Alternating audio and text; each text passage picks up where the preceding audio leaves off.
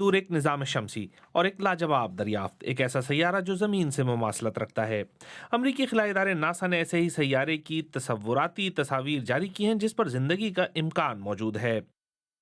3. NASA نے یہ شاندار دریافت ٹیلیسکوپ کیپلر سے کی جس کو اس نے لانچ کیا تھا۔ یہ ٹیلیسکوپ ستاروں کو دیکھتی ہے اور اس کی روشنی میں ذرا سی بھی کمی بیشی محسوس کر لیتی ہے، جس سے یہ اندازہ ہوتا ہے کہ یہاں کوئی سیارہ ہے جو اس کے آگے گھوم رہا ہے۔ Today we're announcing the discovery of an exoplanet that آج ہم نے ایک اور سیارے کی دریافت دیکھی جہاں تک ہمارا خیال ہے یہ سیارہ زمین سے کافی مماثلت رکھتا ہے۔ and our sun.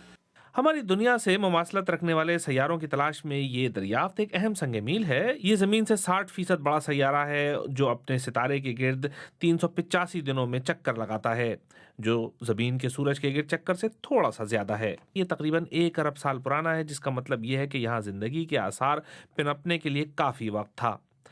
اور اہم بات یہ ہے کہ یہ سیارہ اپنے ستارے سے اتنے ہی فاصلے پر ہے جس سے اس کی سطح پر پانی کی موجودگی ممکن ہوگی، لیکن یہ 1400 نوری سال کے فاصلے پر ہے، جس کا مطلب یہ ہے کہ ان باتوں کی تصدیق کرنا تقریباً ناممکن ہے۔